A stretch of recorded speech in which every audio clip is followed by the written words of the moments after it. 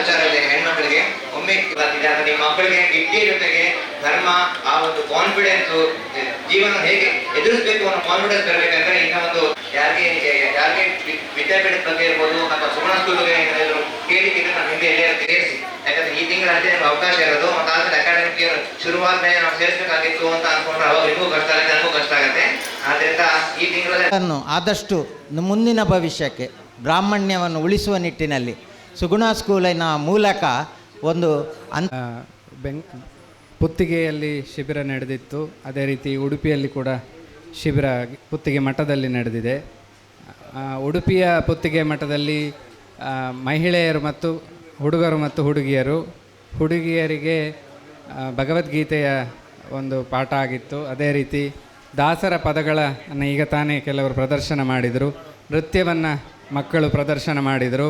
ಅದೇ ರೀತಿ ಹೂ ಕಟ್ಟುವ ವ್ಯವಸ್ಥೆ ಸರೋಜಕ್ಕ ಅವರ ನೇತೃತ್ವದಲ್ಲಿ, ಅದೇ ರೀತಿ ಬತ್ತಿ ಹೊಸೆಯುವ ಒಂದು ಪಾಠವನ್ನು ಹೇಳಿಕೊಡಲಾಗಿತ್ತು ಸುಮಿತ್ರ ಕೆರೆಮಠ ಅವರು. ಮತ್ತು ಸುಲೇಖ ಆಚಾರ್ಯ ಅವರಿಂದ ಮಂಗಳಾಷ್ಟಕ ಮತ್ತು ಚಂದ್ರವಿಭೂಷಣ ಅನ್ನುವಂಥ ಕಲ್ಯಾಣಿ ದೇವಿ ರಚಿತ ಸ್ತುತಿ ಇತ್ಯಾದಿಗಳನ್ನು ಕೂಡ ಹೇಳಿಕೊಡಲಾಗಿತ್ತು. ಚೈತ್ರ ಆಚಾರ್ಯ ಕೂಡ ಭಗವದ್ಗೀತೆಯ ಸ್ತೋತ್ರಗಳನ್ನು ಹೇಳಿದ್ದಾರೆ. ಉಷಾ ಹೆಬ್ಬಾರ್ ವಿಶೇಷವಾಗಿ ಶಿಬಿರದ ಗೀತೆಯನ್ನು ಮತ್ತು ವಿವಿಧ ದಾಸರ ಪದಗಳನ್ನು ಹೇಳಿದ್ದಾರೆ. ಇನ್ನು ಹುಡುಗರಿಗೆ ಉಪನಯನ ಆಗದ ಮಕ್ಕಳಿಗೆ ವಿವಿಧ ಉಪಾಧ್ಯಾಯ ಶುಕ್ಲಾಂಬರಧರಂ ಇತ್ಯಾದಿ ಮಂತ್ರಗಳು, ಕೃಷ್ಣಾಷ್ಟೋತ್ತರ, ವಿಷ್ಣು ಸಹಸ್ರನಾಮ ಸ್ತೋತ್ರ ಇತ್ಯಾದಿಗಳನ್ನೆಲ್ಲ ಹೇಳಿದ್ದಾರೆ. ಅದೇ ರೀತಿ ಉಪನಯನ ಆದವರಿಗೆ ಶ್ರೀಯುತ ರಾಘವೇಂದ್ರ ಆಚಾರ್ಯರು ಜಪ ಮತ್ತು ಜಪದ ಕ್ಲಾಸ್ ಅಲ್ಲದೆ ಕುಳಿತುಕೊಂಡು ಪ್ರತಿನಿತ್ಯ ಜಪವನ್ನು ಮಾಡಿಸಿ ಅವರಿಂದ ಪ್ರಾಯೋಗಿಕವಾಗಿ ಉಪಯೋಗ ಆಗುವ ಹಾಗೆ ಒಂದು ವ್ಯವಸ್ಥೆಯನ್ನು ಕೂಡ ಮಾಡಲಾಗಿತ್ತು.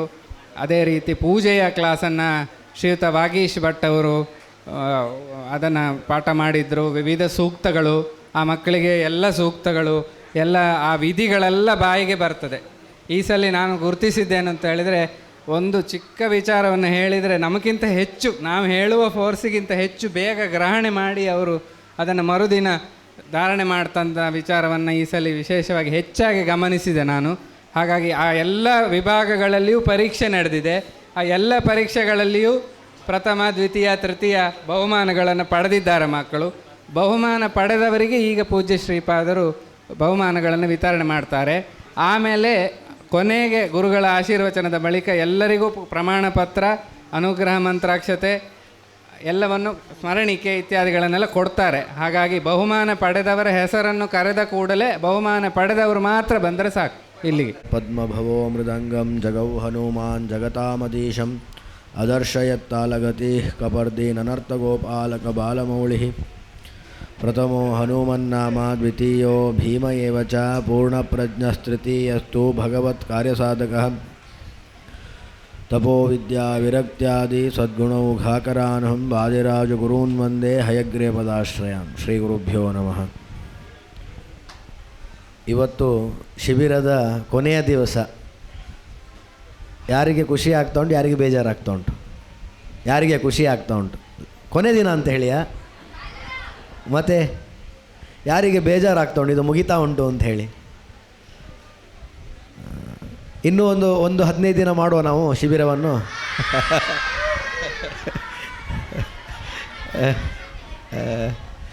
ಬೇಡವಾ?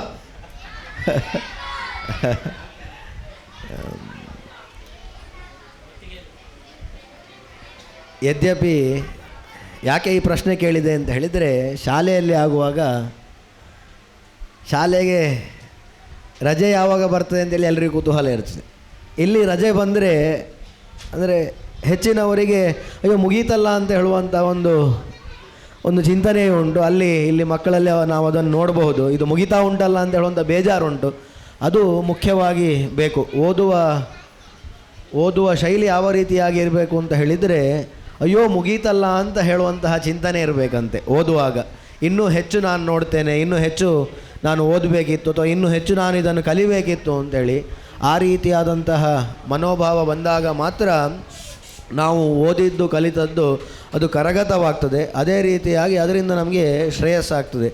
ಆ ರೀತಿಯಾಗಿ ಅಂತಹ ವಾತಾವರಣವನ್ನು ಶಾಲೆಯಲ್ಲಿ ಕೊಡುವಂಥದ್ದು ತುಂಬ ಕಷ್ಟವಾಗ್ತದೆ. ಆದದ್ರಿಂದ ಅಂದರೆ ಮಾಡರ್ನ್ ಸ್ಕೂಲಲ್ಲಿ ಕೊಡಲಿಕ್ಕೆ ತುಂಬ ಕಷ್ಟ ಆಗ್ತದೆ. ಯಾಕೆ ಅಂತ ಹೇಳಿದರೆ ಒಂದು ಲೆಕ್ಕದಲ್ಲಿ ಆ ರೀತಿಯಾದಂತಹ ಬಾಂಧವ್ಯವನ್ನು ಆ ಒಂದು ಮಾಡರ್ನ್ ಎಜುಕೇಷನ್ ಕೊಡುವುದೇ ಇಲ್ಲ. ಅದು ಹಿಂದಿನಿಂದ ಈ ಭಾರತದ ಪರಂಪರೆಯಲ್ಲಿ ಬಂದಂಥದ್ದು. ಹಿಂದಿನಿಂದಲೂ ಕೂಡ ನಾವು ಅನೇಕ ಪೋಷಕರೆಲ್ಲರೂ ಹೇಳೋದು, ಇನ್ನೂ ಸಣ್ಣವನಿದ್ದಾನೆ, ಯಾಕೆ ಇಷ್ಟು ಬೇಗ ಅವನನ್ನು ಯಾವ ರೀತಿಯಾಗಿ ನಾವು ಕಳಿಸುವುದು, ಅಥವಾ ಅವನು ಇಲ್ಲೇ ಮನೆಯಲ್ಲೇ ಓದಲಿ ಅಂಥೇಳಿ ಅನೇಕರ ಒಂದು ಚಿಂತನೆ ಇತ್ತು. ಆದರೆ ಹಿಂದೆ ನಾವು ಗಮನಿಸಿದರೆ ಸಣ್ಣ ವಯಸ್ಸಿಗೆ ಉಪನಯನ ಆಗುವಂಥದ್ದೇ 6-7-8 ವರ್ಷದ ಒಳಗೆ ಆಗ್ತದೆ. ಮತ್ತು 12 ವರ್ಷ ಓದಲಿಕ್ಕೆ ಅಂಥೇಳಿ ಗುರುಕುಲಕ್ಕೆ ಕಳಿಸ್ತಾಯಿದ್ರು. ಆ ಪದ್ಧತಿಯೇ ಅತ್ಯಂತ ಸಮಂಜಸವಾದಂತಹ ಪದ್ಧತಿ. ಅನೇಕರು ನಮ್ಮ ಗುರುಗಳಲ್ಲಿ ಎಲ್ಲರೂ ಹೇಳೋದುಂಟು, ಗುರುಗಳು ಹೇಳೋದುಂಟು, ಸಣ್ಣವನಿದ್ದಾನೆ 10ನೇ ಕ್ಲಾಸ್ ಆದಮೇಲೆ ಕಳಿಸ್ತೇನೆ ಅಂತೇಳಿ ಅಲ್ಲ. ಅದು ಅತ್ಯಂತ ತಪ್ಪಾದಂತಹ ಒಂದು ಗ್ರಹಿಕೆ. ಆ 10ನೇ ಕ್ಲಾಸ್ ಒಳಗೆ ಮಕ್ಕಳು ಏನು ಸಂಸ್ಕಾರವನ್ನು ಕಲಿತಾರೆ ಅದು ಶಾಶ್ವತವಾಗಿ ಅವರಿಗೆ ಜೀವನದಲ್ಲಿ ಉಳಿತದೆ. ಇದು 10ನೇ ಕ್ಲಾಸ್ ಆದಮೇಲೆ ಎಂತ ಆಗ್ತದೆ ಹೇಳಿದರೆ, ನಾವು ಯಾವತ್ತೂ ಹೇಳೋದು ಲಾಜಿಕಲ್ ಥಿಂಕಿಂಗ್ ಮಕ್ಕಳಿಗೆ ಶುರುವಾಗ್ತದೆ. ಯಾಕೆ ಹೀಗೆ ಮಾಡಬೇಕು, ಯಾಕೆ ಹಾಗೆ ಮಾಡಬೇಕು ಅಂತೇಳಿ. ಸಣ್ಣದಿರುವಾಗ ನಾವು ಒಳ್ಳೆಯ ಸಂಸ್ಕಾರವನ್ನು ಕಲಿಸಿದರೆ ಅದು ಅವರಿಗೆ ರೂಢಿ ಆಗ್ತದೆ. ಅದರ ಅನೇಕ ಬಾರಿಗೆ ತಂದೆ ತಾಯಂದಿರು ನಮ್ಮಲ್ಲಿ ಕರ್ಕೊಂಡು ಬಂದು ಅವನು ಹೀಗೆ ಮಾಡ್ತಾ ಇದ್ದಾನೆ, ಸ್ವಲ್ಪ ನೀವು ಹೇಳಿ, ಹೀಗೆ ಮಾಡೋದು ತಪ್ಪು ಅಂತ ಹೇಳಿ ಅವರು ದೊಡ್ಡವರಾದ ಮೇಲೆ ಕರ್ಕೊಂಡು ಬಂದಾಗ ಅವರಲ್ಲಿ ಅನೇಕ ರೀತಿಯಾದಂತಹ ಪ್ರಶ್ನೆ ಇರ್ತದೆ. ಯಾಕೆ ತಪ್ಪು? ಕೆಲವುದಕ್ಕೆ ಏನು ಅಂತ ಹೇಳಿದರೆ, ಮೊದಲು ನಂಬಿ ಅದನ್ನು ನಾವು ಮಾಡಿದಾಗ ಮಾತ್ರ ಅದು ಕಾಲಕ್ರಮೇಣದಲ್ಲಿ ನಮಗೆ ಗೊತ್ತಾಗ್ತದೆ ಅದು ಯಾಕೆ ಸರಿ ಅಂತ ಹೇಳಿ. ಒಂದು ಸ್ವಲ್ಪ ಸಮಯ ಅದರ ಪರಿಚಯವೇ ಇಲ್ಲ, ಕೊನೆಗೆ ಒಂದು ದಿನ ಅದರ ಪರಿಚಯವನ್ನು, ಯಾವುದೇ ರೀತಿಯಾದಂತಹ ಪರಿಚಯವನ್ನು ಮಾಡಿದಾಗ ಅವರು ಯಾಕೆ ಮಾಡಬೇಕು, ಎಂಥದಕ್ಕೆ ಅದು ಸ್ವತಃ ಅನುಭವಿಸದೆ ಅವರಿಗೆ ಅದು ಅರ್ಥ ಆಗೋದಿಲ್ಲ. ನಾವು ಎಷ್ಟು ಹೇಳಿದರೂ ಕೂಡ ಅದರ ಚಿಂತನೆ ಅವರಿಗೆ ಬರೋದಿಲ್ಲ. ಆದ್ದರಿಂದ ಸಣ್ಣ ವಯಸ್ಸಿನಿಂದಲೇ ನಮಗೆ ನಮ್ಮ ರೂಟ್ಸ್ ಏನುಂಟು ಅದರ ಪರಿಚಯ ಮಕ್ಕಳಿಗೆ ಇದ್ದರೆ ಅದು ಅವರ ಶ್ರೇಯಸ್ಸಿಗೆ ಕಾರಣವಾಗ್ತದೆ. ಅದಕ್ಕೆ ಇಂತಹ ಶಿಬಿರಗಳೆಲ್ಲವೂ ಕೂಡ ಅತ್ಯಂತ ಪ್ರೋತ್ಸಾಹಕಾರಿ ಆಗ್ತದೆ ಅಂತ ಹೇಳಿ ನಾವು ಭಾವಿಸ್ತಾ ಇದ್ದೇವೆ. ಇಲ್ಲಿ ಯದ್ಯಪಿ ಸಂಧ್ಯಾ ವಂದನೆಗಳಾಗಲಿ, ಭಜನೆ ಆಗಲಿ, ತುಂಬ ಸುಂದರವಾಗಿ ಭಜನೆ, ಭಗವದ್ಗೀತೆ, ಅದೇ ರೀತಿಯಾಗಿ ಹೂ ಕಟ್ಟುವುದೆಲ್ಲ ಈಗಿನ ಏನು ಮಿಲೇನಿಯಲ್ಸ್ ಅಥವಾ ಜೆನ್ಸಿ ಅಂತ ಹೇಳುವಂತಹ ಒಂದು ಕ್ಯಾಟಗರಿಯ ಮಕ್ಕಳಿದ್ದಾರೆ. ನಾವು ಆ ಲೆಕ್ಕದಲ್ಲಿ ನೋಡಿದರೆ ಯಾರಿಗೂ ಕೂಡ ಹೂ ಕಟ್ಟುವುದೇನು, ಬತ್ತಿ ಹೇಗೆ ಮಾಡೋದು ಅಂತ ಹೇಳುವಂಥ ಪರಿಚಯವಿರುವುದಿಲ್ಲ. ಇಲ್ಲಿ ಯದ್ಯಪಿ ಅವರು ಎಷ್ಟು ಕಲಿತಾರೋ ಬಿಡ್ತಾರೋ, 15 ದಿನದಲ್ಲಿ ಹತ್ತಿ ಅಂತ ಹೇಳಿದರೆ ಹೇಗಿರ್ತದೆ, ಹತ್ತಿಯನ್ನು ಕಟ್ಟುವಾಗ ಅದಕ್ಕೆ ತುಪ್ಪದ ಒಂದು ಅವಶ್ಯಕತೆ ಉಂಟು. ಸುಮ್ಮನೆ ನಾವು ತಿರುಗಿಸಿದರೆ ಆಗುವುದಿಲ್ಲ. ಆ ರೀತಿಯಾದಂತಹ ಒಂದು ಚಿಂತನೆ ಆದರೂ ಕೂಡ ಅವರಿಗೆ ಬಂದರೆ ಮುಂದೆ ಅವರು ಅದನ್ನು ಮಾಡಬೇಕು ಅಂತ ಹೇಳುವಂಥ ಪ್ರಯತ್ನ ಮಾಡೋದಾದ್ರೂ ಕೂಡ ಬೇಸಿಕ್ ಆದಂತಹ ನಾಲೆಜ್ ಅವರಿಗೆ ಇರ್ತದೆ. ಕೆಲವರಿಗೆ ಹೂ ಕಟ್ಟುವುದು ಹೇಗೆ ಅಂತೇಳಿ ಕೂಡ ಪರಿಚಯ ಇರೋದಿಲ್ಲ. ಹೂ ಹೇಗೆ ಕಟ್ತಾರೆ ಅಂತ ಹೇಳಿದರೆ ಸುಮ್ಮನೆ ಅದನ್ನು ಹೂವೇನು ಒಟ್ಟಿಗೆ ಹಾಕಿ ಕಟ್ಟಿದರೆ ಆಯಿತು ಅಂತೇಳಿ. ಅದರ ಒಮ್ಮೆ ಅವರು ಇಂತಹ ಶಿಬಿರಗಳಲ್ಲಿ ಆ ರೀತಿಯಾದಂತಹ ಕಲಿಕೆ, ಜೀವನದ ಒಂದು ಶೈಲಿಗೂ ಕೂಡ ಜೀವನ ಶೈಲಿ ಯಾವ ರೀತಿಯಾಗಿರಬೇಕು ಅಂತ ಹೇಳುವಂತಹ ಚಿಂತನೆಯೂ ಕೂಡ ಅವರಿಗೆ ಬರ್ತದೆ. ಅದೇ ರೀತಿಯಾಗಿ ದೈನಂದಿನ, ಯಾಕೆ ತಂದೆ ತಾಯಿಗಳೆಲ್ಲರಿಗೂ ಕೂಡ, ಅಂದರೆ ಈಗ ಸಾಧಾರಣ ಎಲ್ಲರಿಗೂ ಅದರ ಪರಿಚಯ ಉಂಟು, ಆದರೆ ಮಕ್ಕಳಿಗೆ ಕಲಿಸಲಿಕ್ಕೆ ಅವಕಾಶ ಇರುವುದಿಲ್ಲ. ಯಾಕೆ ಅಂತ ಹೇಳಿದರೆ ನಾವು ಅದನ್ನು ಮಾಡ್ತಾ ಇರೋದಿಲ್ಲ. ಬತ್ತಿ ಬೇಕು ಅಂತ ಹೇಳಿದರೆ ಈಗ ಯಾರು ಬತ್ತಿ ಕಟ್ತಾರೆ, ಅಷ್ಟು ಪುರ್ಸೋತಿಲ್ಲ. ಅಂಗಡಿಗೆ ಹೋದ, ಬತ್ತಿ 1 ಕಟ್ಟು 2 ಕಟ್ಟು ಬತ್ತಿಯನ್ನು ತಗೊಂಡು ಬಂದ. ಹೂ ಕಟ್ಟಲಿಕ್ಕೂ ಕೂಡ ಪುರ್ಸೋತಿಲ್ಲ, ಯಾಕೆಂದ್ರೆ ಬರುವಾಗಲೇ ತಡ ಆಗ್ತದೆ. ಅಂದರೆ ನಿಮಿತ್ತ ಅನೇಕ ಇರ್ಬೋದು. ಪುರ್ಸೋತಿಲ್ಲ ಅಂತ ಹೇಳುವಂಥದ್ದು ಕೊನೆಗೆ ಬಂದು ನಿಲ್ಲುವಂತಹ ಒಂದು ಜಾಗ ಅಂಗಡಿಯಿಂದ ತಂದು ಹೂವನ್ನು ಕಟ್ಟೋದು ಅಂಥೇಳಿ. ಅದಕ್ಕೆ ಎಷ್ಟೋ ಜನ ಮಕ್ಕಳು ನಮ್ಮಲ್ಲಿ ಹೇಳಿದ್ದುಂಟು, ಹೂ ಕಟ್ಟೋದು ಅಂಗಡಿಯವರು ಕಟ್ತಾರೆ ಅಂತೇಳಿ. ಅಂದರೆ ನಾವು ಹೂ ಕಟ್ಟಬಹುದು ಅಂತ ಹೇಳುವಂಥ ಚಿಂತನೆಯೂ ಕೂಡ ಅವರಿಗೆ ಇಲ್ಲ. ಆದದ್ದರಿಂದ ಇಂತಹ ಶಿಬಿರಗಳಿಂದ ಆ ರೀತಿಯಾದಂಥ ನಮ್ಮ ಹಿರಿಯರೆಲ್ಲರೂ ಕೂಡ ಏನು ಪಾಲಿಸಿಕೊಂಡು ಬಂದಿದ್ದರು ಅದರ ಒಂದು ಪರಿಚಯ ಆಗ್ತದೆ. ಇಲ್ಲಿ ಯದ್ಯಪಿ ಹೂ ಕಟ್ಟುವುದನ್ನು ಯಾಕೆ ಹೇಳಿದೆ ಅಂತ ಹೇಳಿದರೆ, ಶಾಸ್ತ್ರ ಹೇಳುವಾಗ ದೇವರಿಗೆ ಯಾವ ರೀತಿಯಾದಂತಹ ಹೂವನ್ನು ಸಮರ್ಪಿಸಬೇಕು ಅಂತ ಹೇಳಿ ಶಾಸ್ತ್ರ ಅನೇಕ ರೀತಿಯಾದಂತಹ ಇದನ್ನು ನಿಬಂಧನೆಗಳನ್ನು ಹಾಕಿದೆ. ಹೊರಗಿಂದ ಅಂಗಡಿಯಿಂದ ತಂದು ಹೂವನ್ನು ನಾವು ಭಗವಂತನಿಗೆ ಸಮರ್ಪಿಸಿದೆ ಅಂತ ಹೇಳಿದರೆ ಶಾಸ್ತ್ರ ಅದನ್ನು ಹೇಳಲೇ ಇಲ್ಲ. ಹೊರಗಿಂದ ಕ್ರಯಕ್ಕೆ ನಾವು ಇದನ್ನು ಹೂವನ್ನು ತರಲೇಬಾರದು ಅಂತ ಹೇಳಿ ಶಾಸ್ತ್ರ ಹೇಳ್ತದೆ. ಆದ್ದರಿಂದ ಹಿಂದಿನವರೆಲ್ಲರೂ ಕೂಡ ಮನೆಯಲ್ಲಿ ತೋಟವನ್ನು ಬೆಳೆಸಿ, ಹೂವನ್ನು ತೆಗೆದು ಅದನ್ನು ಶುದ್ಧವಾಗಿ ಉಪವಾಸದಲ್ಲಿ ಇದ್ದು ಕಟ್ಟಿ ಕೃಷ್ಣನಿಗೆ ಸಮರ್ಪಣೆ ಅಥವಾ ದೇವರಿಗೆ ಸಮರ್ಪಣೆ ಮಾಡುವಂತಹ ಒಂದು ರೂಢಿ ಹಿಂದೆಯಿಂದಲೂ ಕೂಡ ಬಂದಿದೆ. ಅದರ ಪರಿಚಯ ಈಗ ಅನೇಕರಿಗಿಲ್ಲ. ಈ ರೀತಿಯಾದಂತಹ ಅನೇಕ ರೀತಿಯಾದಂಥ ನಮಗೆ ಯದ್ಯಪಿ ಹೂ ಕಟ್ಟೋದು ಒಂದು ಕರ್ಮದಂತೆ ಕಂಡರೂ ಕೂಡ ಅದರ ಹಿಂದೆ ಆ ಭಾವುಕತೆ, ಆ ಭಕ್ತಿ ಯಾವ ರೀತಿಯಾಗಿ ಹಿಂದಿನವರಿಗೆ ಇತ್ತು ಅಂತ ಹೇಳುವಂತಹ ಪರಿಚಯವೆಲ್ಲವೂ ಕೂಡ ಮಕ್ಕಳಿಗೆ ಈ ರೀತಿಯಾದಂತಹ ಶಿಬಿರದ ಮೂಲಕ ಆಗ್ತದೆ. ಅದಕ್ಕಾಗಿಯೇ ಗುರುಗಳು ಶಿಬಿರದ ಮಾದರಿಯಲ್ಲಿಯೇ ಅವರ ಇಡೀ ವರ್ಷವೂ ಕೂಡ ಇದೇ ರೀತಿಯಾದಂತಹ ಕಲಿಕೆಯಲ್ಲಿ ಅವರು ನಿರತರಾಗಬೇಕು ಅಂತ ಹೇಳಿ ನಾವು ಅನೇಕ ಬಾರಿ ಕೇಳಿದ್ದು. ಪುತ್ತಿಗೆಯಲ್ಲಿ ಮೊದಲಿಗೆ ಗುರುಗಳು ಹೇಳಿದರು, ನಾನು 30 ಕೊಠಡಿಗಳಿಲ್ಲ ಇರುವಂತಹ ಒಂದು ಶಾಲೆಯನ್ನು ಅಂದರೆ ಸ್ಕೂಲ್ ಮಾದರಿಯಲ್ಲಿ ಕಟ್ತಾ ಇದ್ದೇವೆ. ಸರಿ ಅಂತ ನಾವು ಅಲ್ಲೇ ಪುತ್ತಿಗೆಯಲ್ಲೇ 5 ವರ್ಷಗಳ ಕಾಲ ಇತ್ತು. ಆದದ್ದರಿಂದ ಸರಿ ಅಂತೇಳಿ ಮತ್ತೊಮ್ಮೆ ಬಂದು ಹೇಳಿದರು, ಇಲ್ಲ ಅದನ್ನು ನಾವು 80 ಕೊಠಡಿಗಳ ಒಂದು ಸ್ಕೂಲನ್ನು ಕಟ್ಟಬೇಕು ಅಂತೇಳಿ ನಾವು ಹೇಳಿ 80 ಕೊಠಡಿ ಯಾಕೆ ಅಷ್ಟು ದೊಡ್ಡದು ಯಾಕೆ ಅಂತ ಹೇಳಿ ನಾವು ಪ್ರಶ್ನೆ ಮಾಡಿದಾಗ ಗುರುಗಳು ಒಂದೇ ಹೇಳಿದ್ದು, ಗುರುಗಳಲ್ಲಿಗೆ ಅನೇಕ ಜನರು ಗುರುಗಳು ಎಲ್ಲ ಕಡೆ ಹೋದಾಗಲೂ ಕೂಡ ನೀವು ವಿದ್ಯಾಪೀಠಕ್ಕೆ ಮಕ್ಕಳನ್ನು ಕಳಿಸಿ ಅವರ ಭವಿಷ್ಯ ಉಜ್ವಲವಾಗ್ತದೆ ಅಂತ ಹೇಳುವಾಗ ನನ್ನ ಮಗ ವಿದ್ಯಾಪೀಠದಲ್ಲಿ ಅಂದರೆ ವಿದ್ಯಾಪೀಠದ ಚಿಂತನೆ ಯಾವ ರೀತಿಯಾಗಿತ್ತು ಅಂತ ಹೇಳಿದರೆ ಎಲ್ಲಿಯೋ ಒಂದು ಹಳೇ ಬಿಲ್ಡಿಂಗ್ ಇರ್ತದೆ, ಅಲ್ಲಿಗೆ ಇರುವಂತಹ ವ್ಯವಸ್ಥೆ ಇರುವುದಿಲ್ಲ. ಅಂತಹ ಒಂದು ವ್ಯವಸ್ಥೆಯ ಮಧ್ಯೆ ನನ್ನ ಮಗನನ್ನು ಕಳಿಸಬೇಕಲ್ಲ ಅಂತೇಳಿ ಅನೇಕ ಜನರು ಗುರುಗಳಲ್ಲಿ ಹೇಳಿಕೊಂಡದ್ದನ್ನು ನಮ್ಮ ಹತ್ರ ತಿಳಿಸಿ ಅದಕ್ಕೆ ಹೊರಗಿನ ಶಾಲೆ ಯಾವ ರೀತಿಯ ಮಾದರಿಯಲ್ಲಿ ಇರ್ತದೋ ಅದೇ ರೀತಿಯಾಗಿ ವಿದ್ಯಾಪೀಠಗಳು ಕೂಡ ಆದರೆ ಪ್ರಾಯಶಃ ತಂದೆ ತಾಯಂದಿರು ಅಥವಾ ಹಿರಿಯರೆಲ್ಲರೂ ಕೂಡ ಹೀಗಿದ್ದರೆ ತೊಂದರೆ ಇಲ್ಲ, ಮಕ್ಕಳನ್ನು ಕಳಿಸಬಹುದು ಅಂತ ಹೇಳಿ ಆ ರೀತಿಯಾದ ಚಿಂತನೆಯನ್ನು ಮಾಡಬಹುದು ಅಂತ ಹೇಳಿ ಯದ್ಯಪಿ ಗುರುಗಳಿಗೆ ಅದರ ಅವಶ್ಯಕತೆ ನಮಗೆ ಅಂದರೆ ಹೆಚ್ಚಾಗಿ ಅವರಿಗೆ ಅದರಿಂದ ಏನು ಪ್ರಯೋಜನ ಇಲ್ಲ. ಯಾಕೆಂದರೆ ನಾವು ವಿದ್ಯಾಪೀಠದ ಆ ಒಂದು ಯಾವ ರೀತಿಯಾಗಿ ವಿದ್ಯಾಪೀಠ ನಡೀತದೆ ಅಂಥೇಳಿ ನಾವು ಗುರುಗಳ ಹತ್ತಿರ ಇದ್ದು ನೋಡಿದಾಗ ಗುರುಗಳಿಗೆ ಅದರಿಂದ ಯಾವುದೇ ರೀತಿಯಾದಂತಹ ಬೆನಿಫಿಟ್ ಅಂತ ಹೇಳುವಂಥದ್ದು ಖಂಡಿತವಾಗಿಯೂ ಇಲ್ಲ.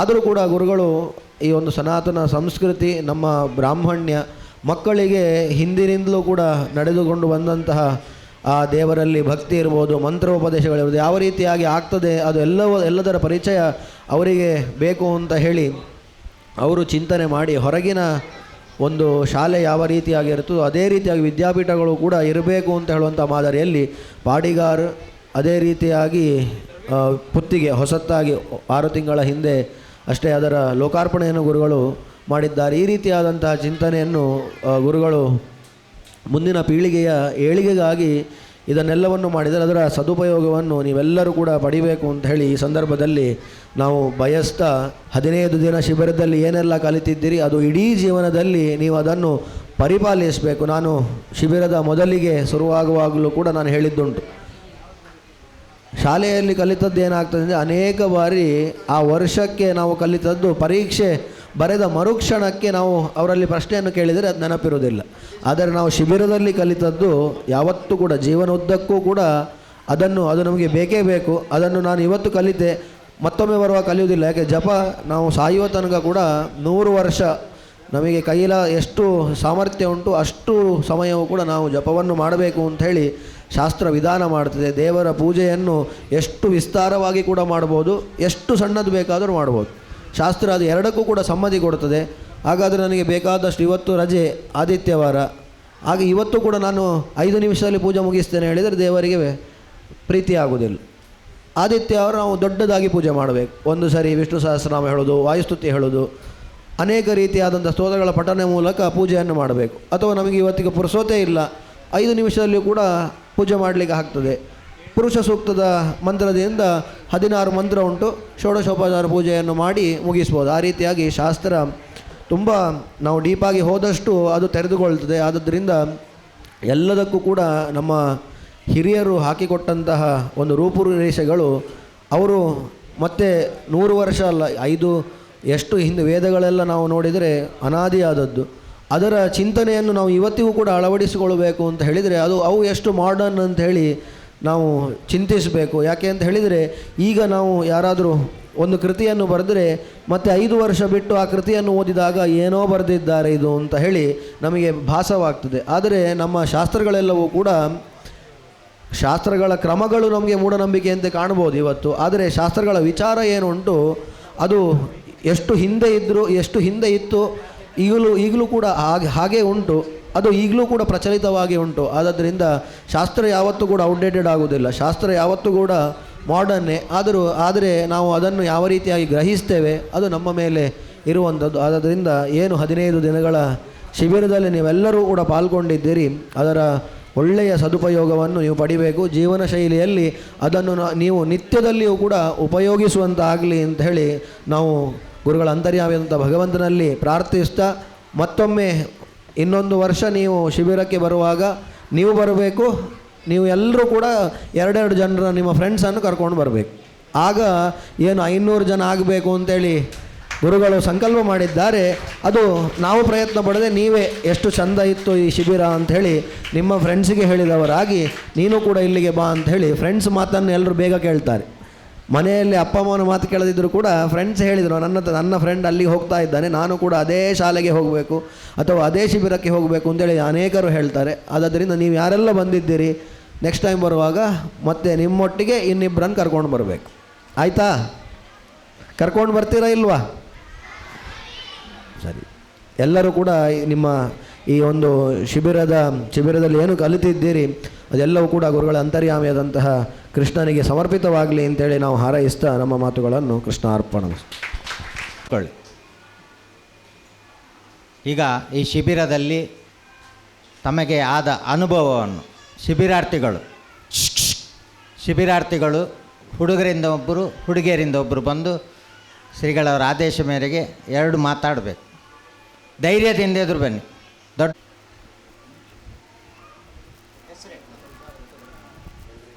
ಎಲ್ಲರಿಗೂ ನಮಸ್ಕಾರ. ನನ್ನ ಹೆಸರು ಸುಮೇಧಾ. ಮತ್ತು ನನಗೆ ಇದು ಶಿಬಿರದಲ್ಲಿ ತುಂಬ ಕಲ್ತಿದ್ದೇನೆ. ಮತ್ತು ಎಲ್ಲರಿಗೂ ತುಂಬ ಕಲ್ತಿದ್ದಾರೆ ಅಂತ ಅಂದ್ಕೊಳ್ತೀನಿ.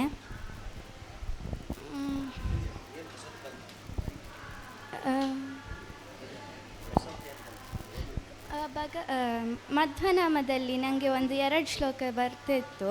ಈಗ ಫುಲ್ ಸಹ ಬರ್ಬೋದು. ಮತ್ತು ಯಾವುದು ನಂಬರ್ ಕೇಳ್ಬೋದು ಅದನ್ನು ಹೇಳ್ಬೋದು. ನನಗೆ ಹಾಗೆ ಸ್ವಲ್ಪ ಬರ್ತದೆ. ಮತ್ತು ಮುಂಚೆ ನನಗೆ ಹೂ ಕಟ್ಟಲಿಕ್ಕೆ ಸಹ ಬರೋದಿಲ್ಲ. ನನ್ನದು ಅಜ್ಜಿ ಎಷ್ಟು ಸರಿ ಹೇಳ್ಕೊಟ್ಟಿದ್ರು, ಆದರೂ ಸಹ ನನಗೆ ಬರೋದಿಲ್ಲ. ಮತ್ತು ಇಲ್ಲಿ ಬಂದು ನನಗೆ ಕಲ್ತದ್ದು ಈಗ.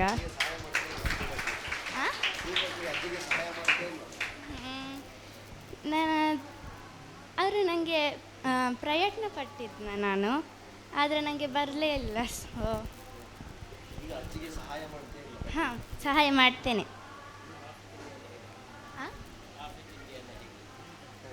ಹಾಂ, ತಿಂಡಿ ಎಲ್ಲ ಸಹ ಚೆನ್ನಾಗಿತ್ತು.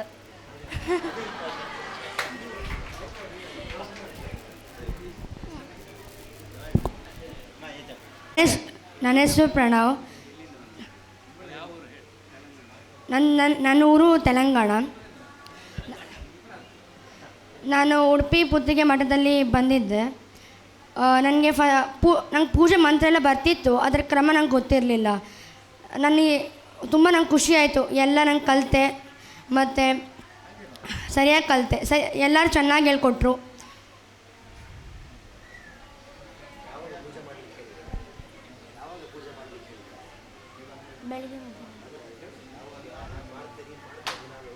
ಇವಾಗ ನಾನು ಡೈಲಿ ಪೂಜೆ ಮಾಡ್ತೀನಿ. ಮತ್ತು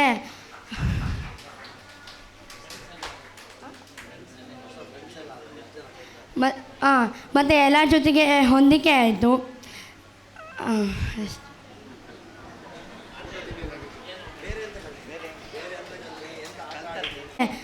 ಯಾರೂ ಸೂಕ್ತ ಕಲಿಸ್ಲಿಲ್ಲ, ಆದರೆ ಇಲ್ಲಿ ಮಾತ್ರ ಎಲ್ಲ ಶ್ರೀ ಸೂಕ್ತ ಅದೆಲ್ಲ ಕಲಿಸ್ತು. ಶ್ರೀ ಸೂಕ್ತ, ಅಮೃಣಿ ಸೂಕ್ತ, ಅದು ನಂಗೆ ತುಂಬ ಹೆಲ್ಪ್ ಆಯಿತು. ಹಾಂ ಹೌದು, ನಾನು ಕಂಟಿನ್ಯೂ ಮಾಡ್ತೀನಿ. ಪುತ್ತಿಗೆ ಮಠದಲ್ಲಿ ಕಂಟಿನ್ಯೂ ಮಾಡ್ತೀನಿ ಶಿಬಿರ. Thank you.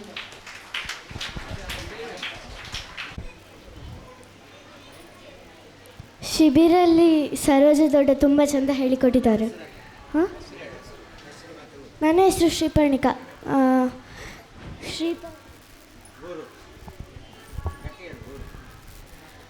ಊರು ಉಡುಪಿ. ಸರೋಜ ದೊಡ್ಡ ತುಂಬ ಚೆಂದ ಹೇಳಿಕೊಟ್ಟಿದ್ದಾರೆ ಹೂ ಕಟ್ಟೋದು. ಸೂಜಿಲಿ ಹೊಲಿಯೋದು ತುಂಬ ಸುಲಭ ಇದೆ, ಕೈಯಲ್ಲಿ ಕಟ್ಟಲಿಕ್ಕಿಂತ. ಅಜ್ಜಿ ಹೇಳಿದರು ಮನೆ ಪೂಜೆಗೆ ನೀನೇ ಹೊಲಿಬೇಕಂತ. ಕೈಯಲ್ಲಿ ಹೊಲಿದು ನನಗೆ ಬರ್ತಾ ಇರಲಿಲ್ಲ.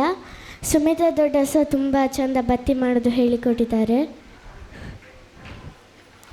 ಚೈತ್ರಕ್ಕ ಕಾಲೇಜ್ ಟೈಮಲ್ಲಿ ಬೇಗ ಓಡಿ ಬಂದು ನಮಗೆಲ್ಲ ಹೇಳಿಕೊಟ್ಟಿದ್ದಾರೆ. ತುಂಬ ಥ್ಯಾಂಕ್ಸ್. ಆ್ಯಂಡ್ ಇವನ್ ಅದಿತಿ ಅಕ್ಕ ಅವರು ಸಹ ರಂಗೋಲಿ ಹೇಳಿಕೊಟ್ಟಿದ್ದಾರೆ. Thank you so much. ಮನೆಯಲ್ಲಿ ದಿನ ದೊಡ್ಡನಟ್ಟಿಗೆ ಸೇರಿ ನಾನು ಸಹ ರಂಗೋಲಿ ಹಾಕ್ತೇನೆ. ಶಿಬಿರಕ್ಕೆ ಬಂದು ತುಂಬ ಹೆಲ್ಪ್ ಆಗಿದೆ ನನಗೆ ಸಹ. ಮಧ್ವನಾಮ ಎಲ್ಲ ದಿನ ಹೇಳಲಿಕ್ಕೆ ಆಗ್ತಾ ಉಂಟು. ಧನ್ಯವಾದಗಳು. ಹೆಸರು ಸಮರ್ಥ ಆರ್. ನನ್ನ ಊರು ಕಾಸರಗೋಡು. ನನ್ನ ಅಣ್ಣ ಪೂಜೆ ಮಾಡುವಾಗ ನಾನು ಕೇಳ್ತಾ ಇದ್ದೆ, ನಾನು ಹೇಗೆ ಕಲಿಯುವುದು, ನಿನಗೆ ಹೇಳಿಕೊಡ್ತೀಯ ಅಂತ. ಆಗ ಅವ ಹೇಳ್ತಾ ಇದ್ದ, ನನಗೆ ಹೇಳಿಕೊಡುವಷ್ಟು ಧೈರ್ಯ ಇಲ್ಲ ಅಂತ ಹೇಳ್ತಾ ಇದ್ದ. ಆಗ ನಾನು ಒಂದು ಶಿಬಿರವನ್ನು ಹುಡುಕ್ತಾ ಇದ್ದೆ. ಅಂದರೆ ಒಂದು ಫ್ರೀ ಟೈಮಿಗೆ ಹೋಗುವ ಹಾಗೆ ಒಂದು ಶಿಬಿರವನ್ನು ಹುಡುಕ್ತಾ ಇದ್ದೆ. ಆಗ ಇಲ್ಲಿ ಉಡುಪಿಯಲ್ಲಿ ಪುತ್ತಿಗೆಯಲ್ಲಿ ಶಿಬಿರ ಉಂಟು ಅಂತ ಗೊತ್ತಾಯಿತು.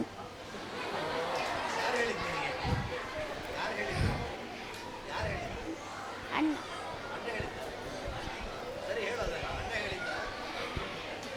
ನನಗೆ ನನ್ನ ಅಣ್ಣ ಹೇಳಿದ್ದ. ಹಾಗೆ ನಾನು ಇಲ್ಲಿ ಬಂದು ಸ್ವಿಮ್ಮಿಂಗ್ ಎಲ್ಲ ಕಲಿತು, ಸೂಕ್ತ ಕಲಿತು, ಪೂಜೆ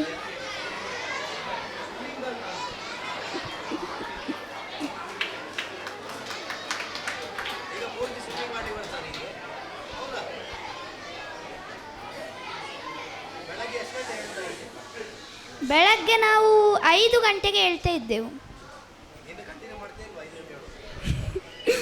ಇನ್ನು ಯಾವತ್ತು ಕೂಡ ಬೆಳಗ್ಗೆ 5 ಗಂಟೆಗೆ ನಾನು ಹೇಳ್ತೇನೆ.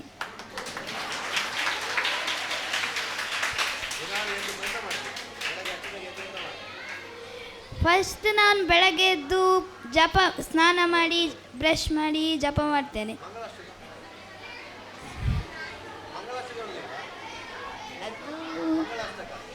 ಮತ್ತು ಮಂಗಳಾಷ್ಟಕ, ವಾಯುಸ್ತುತಿ, ಸೂಕ್ತ ಅದೆಲ್ಲ ಹೇಳಿ ಮತ್ತೆ ತಿಂಡಿ ತಿಂದು ಮಾಡ್ತೇನೆ. ಮತ್ತು ಸ್ವಲ್ಪ ಸ್ವಲ್ಪ ನಾನು ತುಳಸಿ ಪೂಜೆ ಮಾಡುವಾಗ ನಾನು ಸ್ವಲ್ಪ ಕಲ್ತಿದ್ದೆ. ಮತ್ತು ನನ್ನ ಅಣ್ಣನಿಗೆ ಹೆಲ್ಪ್ ಮಾಡಿ ಅದರದ್ದು ಕೂಡ ಸ್ವಲ್ಪ ಟಚ್ ಉಂಟು. ಎಲ್ಲ ಆಟ ಆಡ್ತಾ ಇದ್ದೆ.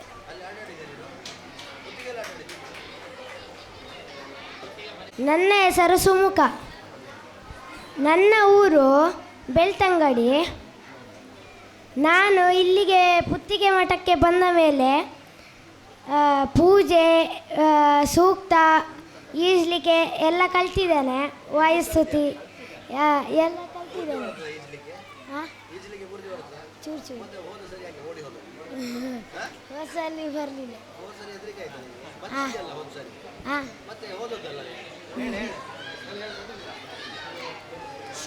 ನಾನು ಇಲ್ಲಿ ಚಂದ ಎಲ್ಲ ಕಲ್ತಿದ್ದೇನೆ.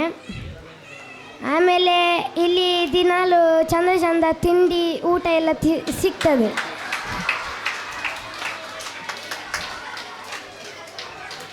ಆಮೇಲೆ ಎಲ್ಲ ಗುರುಗಳೆಲ್ಲ ಚಂದ ಹೇಳಿಕೊಡ್ತಾರೆ. ಎಲ್ಲರಿಗೂ ಧನ್ಯವಾದ. ನನ್ನ ಹೆಸರು ಮಾಧ್ವಿ. ನಾನು ಇಲ್ಲೇ ಉಡುಪಿಯಲ್ಲೇ ಇರೋದು. ನನ್ನ ಅಜ್ಜ ಮೊದಲು ಇಲ್ಲೇ ವೇದ ಪಾಠಗಳನ್ನು ಮತ್ತು ಸ್ತೋತ್ರಗಳನ್ನು ಇಲ್ಲೇ ಹೇಳ್ಕೊಡ್ತಿದ್ರು. ನಾನು ಚಿಕ್ಕ ವಯಸ್ಸಿಂದ ಸಹ ಬರ್ತಿದ್ದೆ. ನಾನು ಹೂ ಕಟ್ಟೋದ್ರಲ್ಲಿ ಫಸ್ಟ್ ಪ್ರೈಸ್ ಬರೋದ್ರ ಕಾರಣ ಅವರೇ. ನನಗೆ ಪಿಂಗಾರದ ಯಾವುದೂ ಹೂ ಕಟ್ಟಲಿಕ್ಕೆ ನನಗೆ ಬರ್ತಿರಲಿಲ್ಲ. ಹೂ ಕಟ್ಟಲಿಕ್ಕೆ ಕಲಿಸಿಕೊಟ್ಟದ್ದು ಶೋಭಾ ದೊಡ್ಡ. ನನಗೆ ಅವರಿಗೊಂದು ದೊಡ್ಡ ಥ್ಯಾಂಕ್ಸ್ ಹೇಳ್ತೇನೆ. ಸರೋಜ ದೊಡ್ಡ. ನನಗೆ ಬತ್ತಿ ಸಹ ಬರ್ತಿರಲಿಲ್ಲ. ನಾನು ಅಜ್ಜಿ ಹೇಳ್ತಿದ್ರು ನೀನು ಬತ್ತಿ ಕಲಿ ಅಂತ.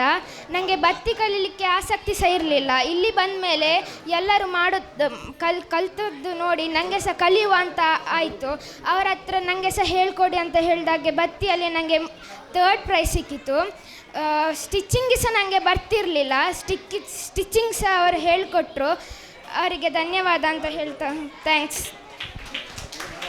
ಕಡೆಯದಾಗಿ ಈಗ ಮಾತಾಡು, ನಿನ್ನ ಹೆಸರು? ಹರಿ ಓಂ. ನನ್ನ ಹೆಸರು ಚಿನ್ಮಯ್. ನನ್ನ ಊರು ಆ್ಯಕ್ಚುಲಿ ಕಣ್ಣೂರ್ಲಿ, ಕೇರಳದಲ್ಲಿ.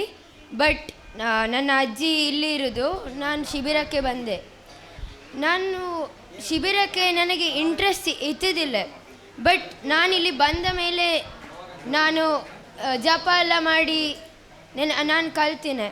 ಬಟ್ ಅಂದು ಎಲ್ಲ ನನಗೆ ಜಪ ಇದು ಆಚಮನೆ ಮತ್ತು ಸಂಕಲ್ಪ ಗಾಯತ್ರಿ ಅಷ್ಟೇ ಬರೋದು. ಬಟ್ ಈ ಆಚಾರ್ಯನ ಒಟ್ಟಿಗೆ ನಾನು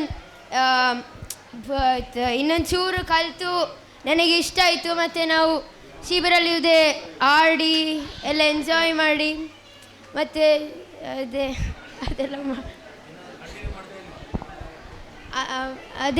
ಅದು ನಾನು ಎಲ್ಲರಿಗೂ ಧನ್ಯವಾದಗಳು ಹೇಳ್ತೆ. Thank you. ಮುಖ್ಯವಾಗಿ ಶಿಬಿರಾರ್ಥಿಗಳು. ಹಾಂ, ನನ್ನ ಹೆಸರು ರಾಮ ವಿಜಯ.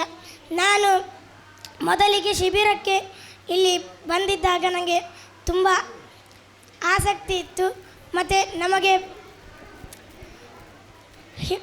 ಹಿರಿಯಡ್ಕ ಶಿಬಿರದಲ್ಲಿ ತುಂಬ ಒಳ್ಳೊಳ್ಳೆ ಪಾಠ, ತಿಂಡಿ, ಊಟ, ಒಳ್ಳೆಯ ವಾತಾವರಣಗಳು ತುಂಬ ಚೆನ್ನಾಗಿತ್ತು. ಮತ್ತು ನಮಗೆ ಒಳ್ಳೆ ಪಾಠ, ಪೂಜೆಯನ್ನು ನಾನು ಕಲಿತಿದ್ದೇನೆ. ಮತ್ತು ನಾನು ಸ್ವಲ್ಪ ಸೂಕ್ತವನ್ನು ಕಲಿತಿದ್ದೇನೆ. ಮತ್ತು ಅಲ್ಲಿ ಜಪ ಎಲ್ಲ ಹೇಳಿಕೊಡುತ್ತಿದ್ದರು. ಮತ್ತು ನಮಗೆ ತುಂಬ ಒಳ್ಳೆಯ ವಾತಾವರಣ. ನಮಗೆ ಈಜಾಡೋದು, football, throwball, volleyball, shuttlecock ಇವೆಲ್ಲ ನಾವು ಆಟಾಡ್ತಿದ್ವಿ ಅಲ್ಲಿ. ಮತ್ತು ಒಳ್ಳೆಯ ವಾತಾವರಣ ಕೂಡ ಇತ್ತು. ಮತ್ತು ನಮಗೆ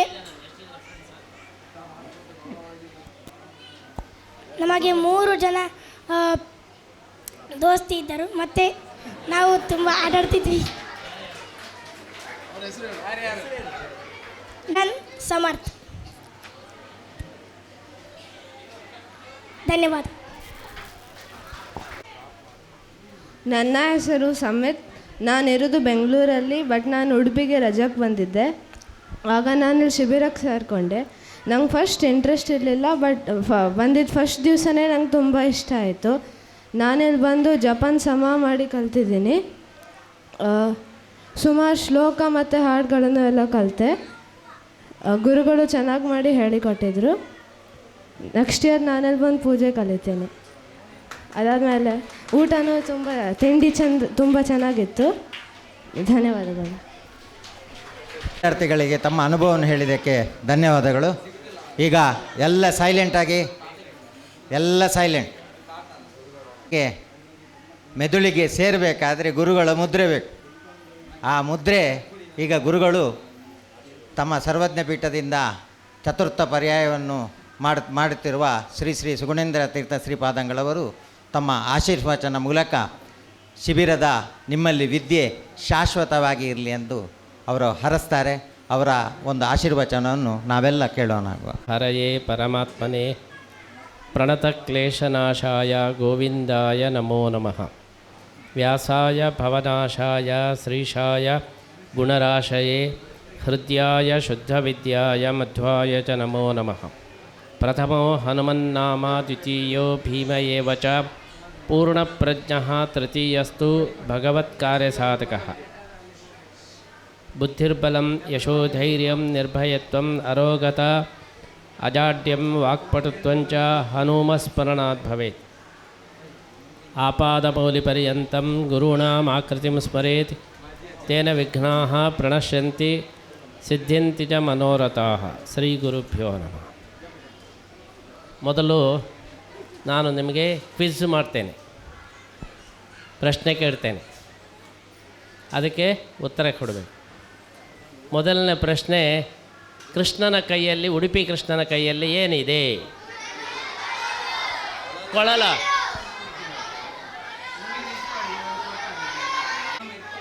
ಹಾಂ ಹಾಂ ಹಾಂ. ಮಧ್ವಾಚಾರ್ಯರ ಇನ್ನೆರಡು ಅವತಾರಗಳು ಯಾವುದು?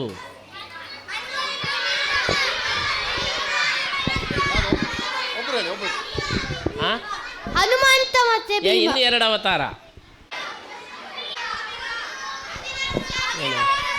ಏನು ಹೇಳು? 16,000. ಹಾಂ 16,100. ಹಾಂ. ಮತ್ತೆ ಎಷ್ಟು ಜನ ಬಿಟ್ಟು ಹೋಗಿದ್ದಾರೆ? ಹಾಂ 16,108. ಹಾಂ. ಕೃಷ್ಣನಿಗೆ ಎಷ್ಟು ಜನ ಮಕ್ಕಳು?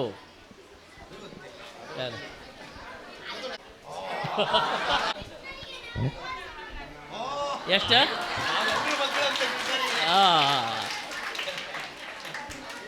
ಯಾರು ಹೇಳ್ತೀರಿ?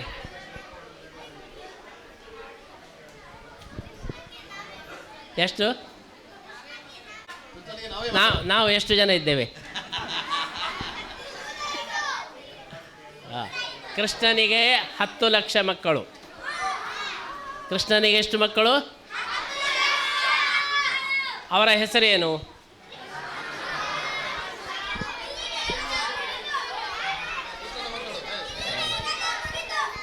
ಅವರ ಹೆಸರು ನಾರಾಯಣ ಅಂತ. ನಾರಾಯಣ 1, ನಾರಾಯಣ 2, ನಾರಾಯಣ 3, ನಾರಾಯಣ 4. ಹೌದು. ಹಾಂ ಹೌದು. ಇನ್ನು ನಿಮ್ಮ ಶಿಬಿರದಲ್ಲಿ ನಿಮಗೆ ಇಷ್ಟವಾದ ತಿಂಡಿ ಯಾವುದು? ಹಾಂ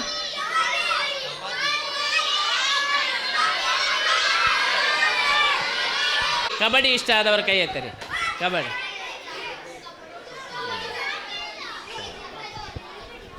ಸರಿ, ಈಗ ಬರುವ ವರ್ಷಕ್ಕೆ ಶಿಬಿರಕ್ಕೆ ಬರುವವರು ಕೈ ಎತ್ತರಿ.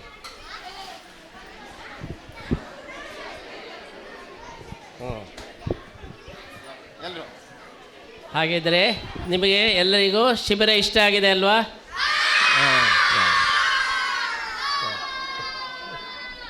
ಬರುವ ಕನಸು ಇರ್ತದೆ. ದೊಡ್ಡವರಾದಮೇಲೆ ಕನಸೆಲ್ಲ ಹೋಗ್ತಾ ಬರ್ತದೆ. ಸಜ್ಜನನಾಗ್ತೇನೆ, ಸಜ್ಜನ ಡಾಕ್ಟ್ರು, ಸಜ್ಜನ ಇಂಜಿನಿಯರು, ಸಜ್ಜನ ಲಾಯರು, ಸಜ್ಜನ ಪ್ರೊಫೆಸರು. ಸಜ್ಜನನಾಗಬೇಕಾದ್ರೆ ಏನು ಮಾಡಬೇಕು? ದೇವರ ಭಕ್ತಿ ಮಾಡಬೇಕು. ದೇವರ ಭಕ್ತಿ ಮಾಡಿದರೆ ಮಾತ್ರ ಸಜ್ಜನ. ಆಮೇಲೆ ಮುಖ್ಯ ವಿಚಾರ ಏನಂದರೆ, ಯಾರು ಸಿಕ್ಕಿದ್ರೂ ನಮಸ್ಕಾರ ಮಾಡಬೇಕು. ಫಸ್ಟಿಗೆ ನೀವು ನಮಸ್ಕಾರ ಮಾಡಬೇಕು. ಅವರು ನಮಸ್ಕಾರ ಮಾಡೋದನ್ನು ಕಾಯೋದಲ್ಲ. ಯಾರು ಸಿಕ್ಕಿದ್ರು ಕೂಡ ಫಸ್ಟಿಗೆ ಏನು ಹೇಳಬೇಕು? ನಮಸ್ತೆ. ಗುರುಗಳು ಸಿಕ್ಕಿದ್ರೆ ಏನು ಹೇಳಬೇಕು? ಶ್ರೀ ಗುರುಭ್ಯೋ ನಮಃ ಹೇಳಬೇಕು. ತಂದೆ ತಾಯಿಗಳು ಸಿಕ್ಕಿದ್ರೆ ಮಾತೃದೇವೋ ಭವ, ಪಿತೃದೇವೋ ಭವ, ಮತ್ತು ಅಪ್ಪ ದೇವೋ ಭವ.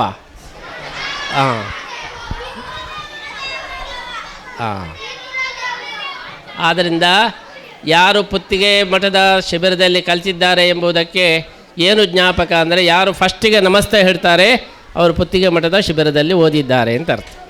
ಆದ್ದರಿಂದ ನಿಮ್ಮ ಪರಿಚಯವನ್ನು ಮೊದಲು ಏನು ಮಾಡಬೇಕು? ಫಸ್ಟಿಗೆ ಯಾರಾದರೂ, ದೊಡ್ಡವರಾದರೂ ಪರವಾಗಿಲ್ಲ, ಚಿಕ್ಕವರಾದರೂ ಪರವಾಗಿಲ್ಲ, ನಮಸ್ತೆ ಮಾಡಿದರೆ ಏನು ಉಪಯೋಗ ಹೇಳಿದರೆ, ನಾವು ನಮಸ್ತೆ ಹೇಳಿದರೆ ಅವರು ನಮಗೆ ಪ್ರತಿ ನಮಸ್ತೆ ಹೇಳ್ತಾರೆ.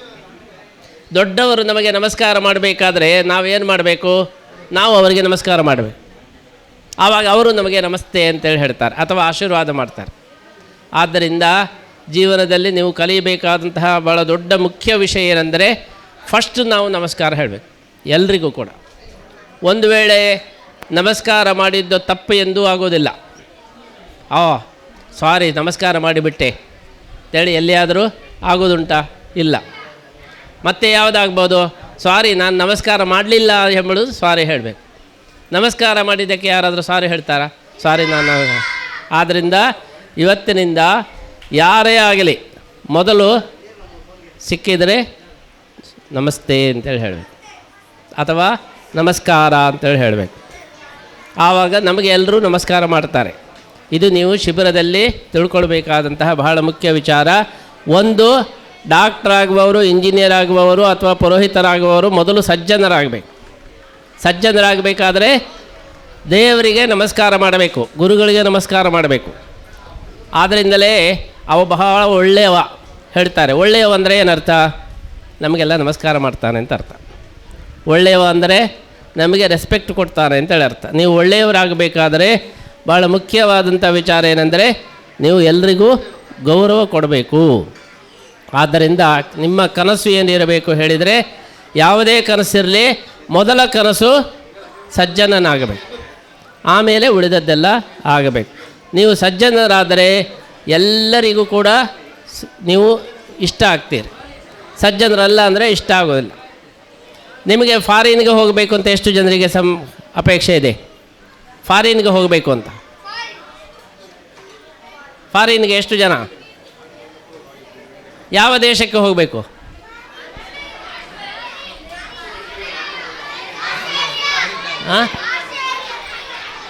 ಆಸ್ಟ್ರೇಲಿಯಾ. ಮತ್ತು ಅಮೇರಿಕಾ ಹೋಗುವವರು ಯಾವುದು? ಅಮೇರಿಕಾ. ನೀನು? ಅಮೇರಿಕಾ.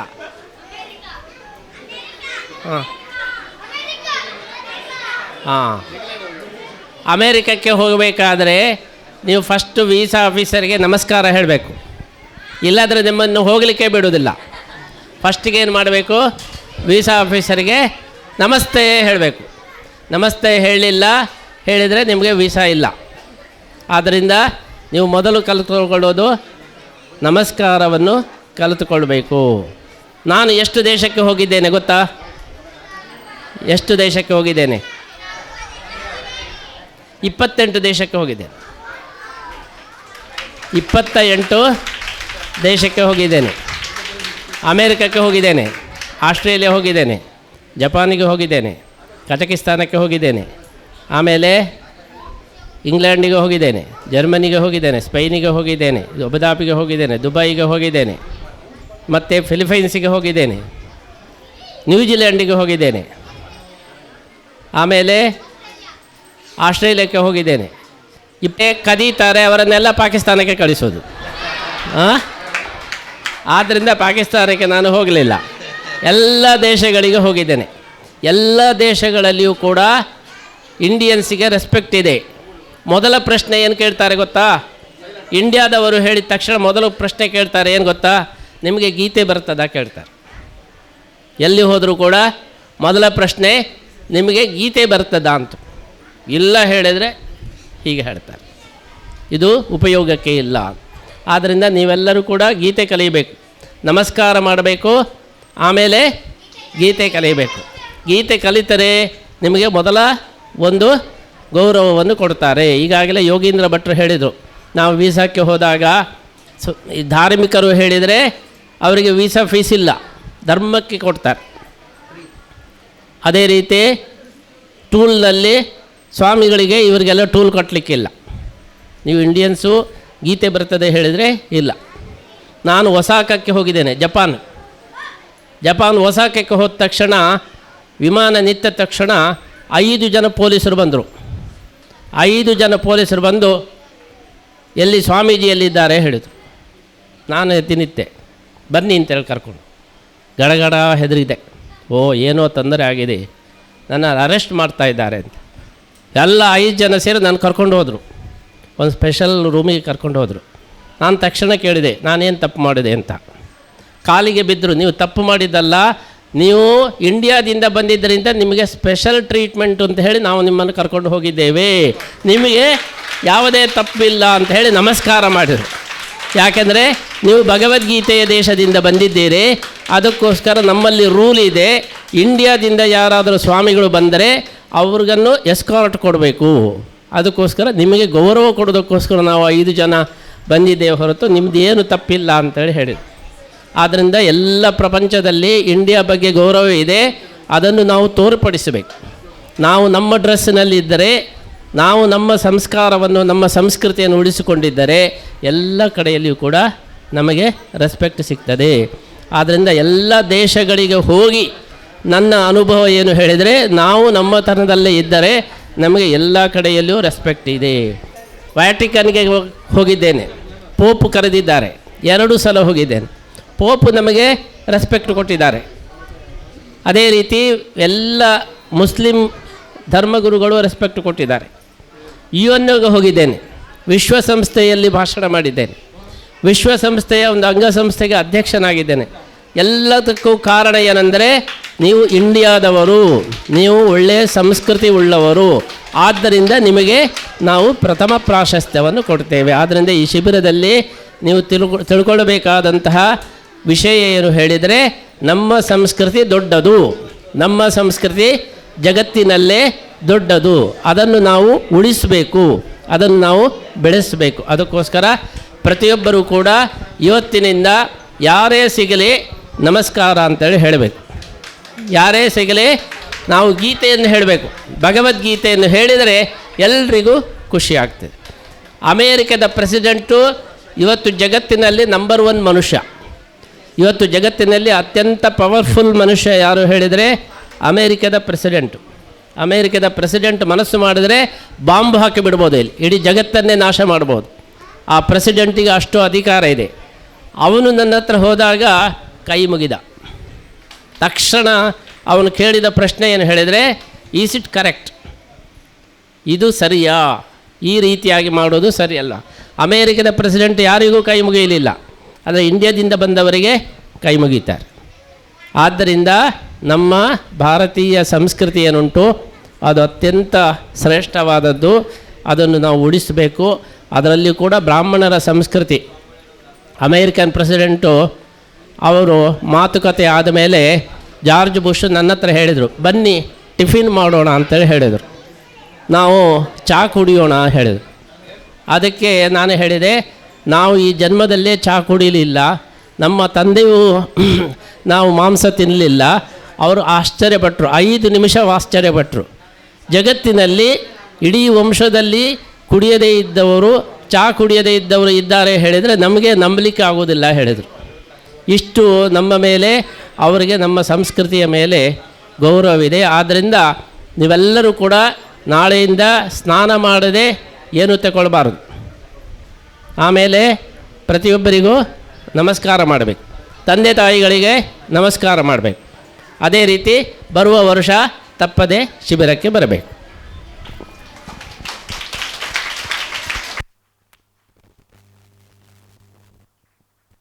ಅನುಗ್ರಹವನ್ನು, ಅವರು ಹೇಳಿದಂಥ ಮಾತುಗಳನ್ನು ನೀವು ಅಷ್ಟೇ ಸಾಕು, ಗುರುಮುಖೇನ ಬಂದ ವಾಕ್ಯವನ್ನು ಪರಿಪಾಲಿಸಿದರೆ ಅದೇ ನಿಮ್ಮ ಶ್ರೇಯಸ್ಸಿಗೆ. ಮತ್ತು ಅದು ಆರಂಭ ಆಗುವಾಗ ಶ್ರೀಗಳವರು ಎಲ್ರಿಗೂ ಕೋಟಿಗೀತ ಲೇಖನ ಯಜ್ಞದ ದೀಕ್ಷೆಯನ್ನು ಕೊಟ್ಟಿದ್ದರು. ಅವರು ಎಲ್ಲರೂ ಬರೆದು ಇದೇ ಇದರಲ್ಲಿ ಶ್ರೀಗಳವರ ಹತ್ರ ಕೊಟ್ಟು ಅವರಿಂದ ಅನುಗ್ರಹ ಮಂತ್ರಾಕ್ಷರ ಪಡೆದು ಆ ಭಗವದ್ಗೀತೆ ಪುಸ್ತಕಕ್ಕೆ ದಿನಾಲು ಹೂ ಇಟ್ಟು ದೀಪ ಇಟ್ಟು ಪೂಜೆ ಮಾಡಬೇಕು. ಇದು ಶ್ರೀಕೃಷ್ಣನ ಪ್ರಸಾದ, ಶ್ರೀಕೃಷ್ಣ ನಿಮ್ಮೊಂದಿಗೆ ಇರುವಂಥ ವ್ಯವಸ್ಥೆಗೆ ಗುರುಗಳು ಮಾಡಿರುವ ಒಂದು ವ್ಯವಸ್ಥೆ. ವ್ಯಕ್ತಿಗಳಿಗೂ, ಹಿರಿಯರಿಗೂ, ಹೆತ್ತವರಿಗೂ, ಮಕ್ಕಳಿಗೂ ಮತ್ತು ಸ್ವಲ್ಪ ಫಲಾರ ಮತ್ತು ವ್ಯವಸ್ಥೆಗೆ ಅನುಕೂಲ ಮಾಡಿಕೊಟ್ಟಿದ್ದಾರೆ. ಅವರಿಗೂ ಕೃತಜ್ಞತೆ ಹೇಳುತ್ತಾ ಈಗ ಕಟ್ಟಕಡೆದಾಗಿ ಎಲ್ಲರೂ ಪ್ರಮಾಣ ಪತ್ರದ ಮೂಲಕ ಶ್ರೀಗಳರಿಂದ ಅನುಗ್ರಹ ಮಂತ್ರಾಕ್ಷತೆ ಪಡ್ಕೊಳ್ಬೇಕು. ಅವ್ರ ಹೆಸರು ಕರೆದಾಗೆ ಅವರು ಬಂದು ತಗೊಂಡು ಅದೇ ಪ್ಲೇಸಲ್ಲಿ ಕೂತ್ಕೊಳ್ಬೇಕು, ಮತ್ತು ಎಟ್ರ ಬಿಟ್ಟರೆ ಅಲ್ಲಲ್ಲಿ ನಿಲ್ಲಬಾರ್ದು. ಈಗ ವಿದ್ಯಾಪೀಠದಲ್ಲಿ ಸಂಧ್ಯಾವಂದನೆ ಪ್ರಥಮ ಶ್ರೀನಿಧಿ.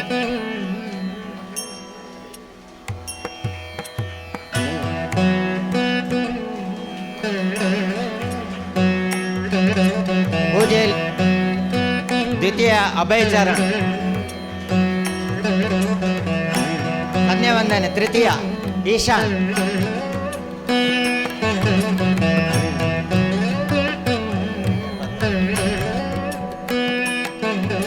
ಸಚಿನ್ ವೀರಾವ್.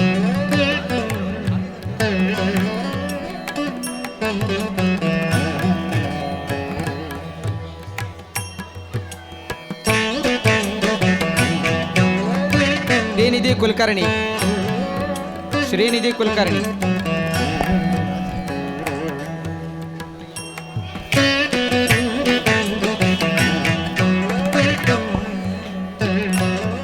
ಹರಿಕೃಷ್ಣ ನಾಯಕ್, ಈಶಾನ್ ಭಟ್,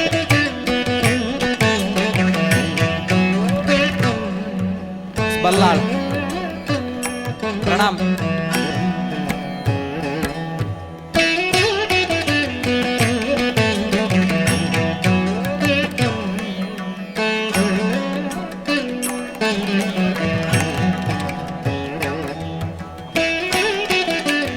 ಸಮರ್ಥ ಆರ್,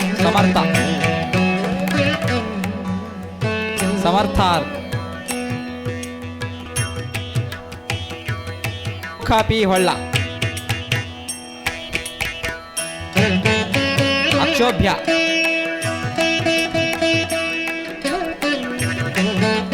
ಗೋಪಾಲಕೃಷ್ಣ,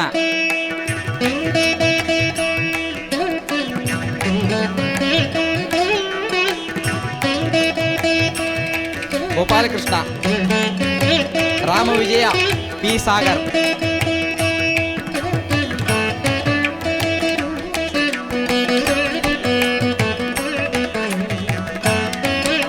ಅಥರ್ವ ನಾಯಕ್, ಅಥರ್ವ,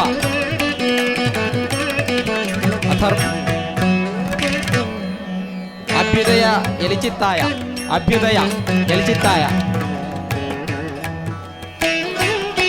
ಮಠ, Udbhav S Kodancha,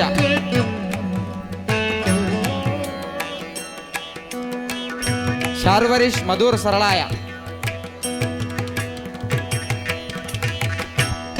ಪ್ರತ್ಯುಷ Bhat,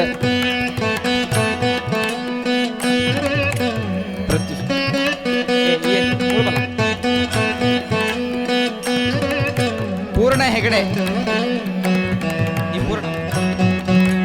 Anvita C R,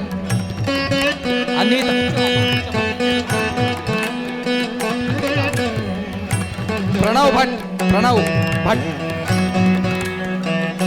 Manasvi G,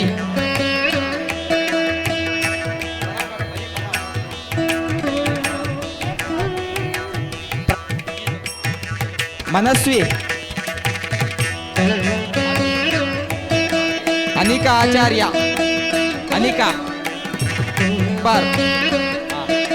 Saanvi,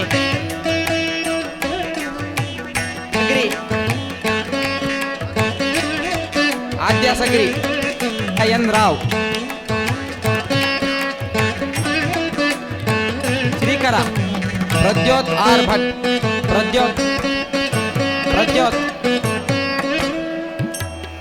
Siddhartha KV,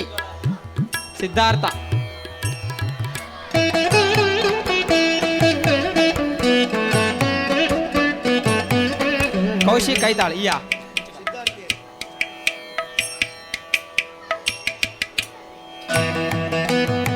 Bhargav Rao, Bhargav, Chinmay ಬಿಯು,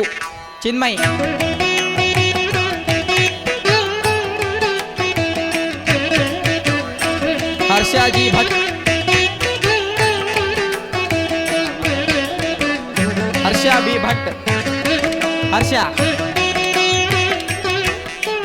Srujan, ಸತ್ಯಾಧಿರಾಜ ಆಚಾರ್ಯ,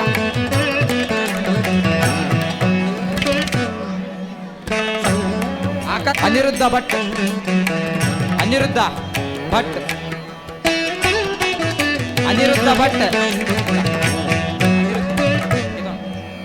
ಆದೀಶ್ ಕೃಷ್ಣ, ಪ್ರಹ್ಲಾದ್ ಭಟ್,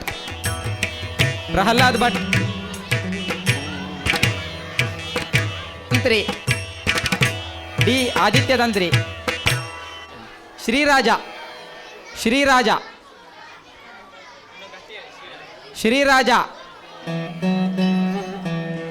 ಅಥರ್ವ,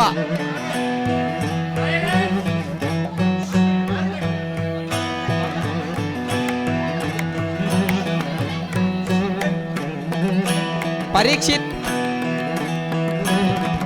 ಶ್ರೇಯಸ್ ಸಿ ಆರ್,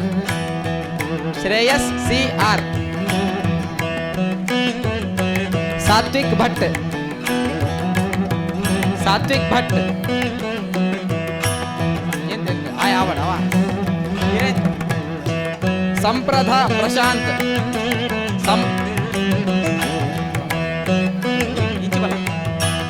ಪಯಸ್ವಿನಿ ಹೆಬ್ಬಾರ್ ಪಯಸ್ವಿನಿ ಹೆಬ್ಬಾರ್ ವೀಕ್ಷಿತಾ ಉಡುಪ ವೀಕ್ಷಿತಾ ಉಡುಪ ಅದಿತಿ ಭಟ್ ವಿದ್ಮಹಿ ಸುಮೇಧಾ ವಿದ್ಮಹಿ ಸ್ತುತಿ ಸುಮೇಧಯರ್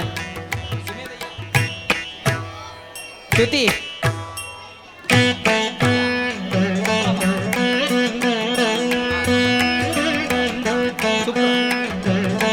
ಪೂರ್ವಿ ಭಟ್ ಅಂಬ್ರಿಣಿ ಅಭಿನವ್ ಆರ್ ಕುಲಕರ್ಣಿ ವಿಶಿಷ್ಟ ಸದ್ಯೋಜಾತ ಅಡಿಗ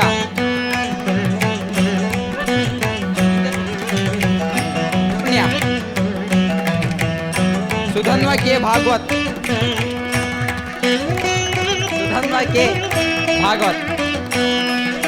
ಅಂಬ್ರಿಣಿ ಇನ್ನೊಂದು ಅಂಬ್ರಿಣಿ ರಾವ್ ಆದ್ಯ ಧನ್ವ ಭಟ್ ಸುಧನ್ವ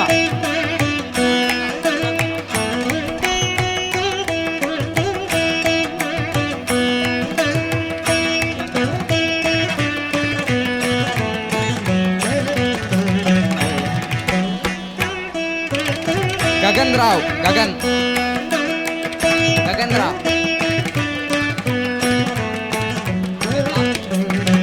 ಗಗನ್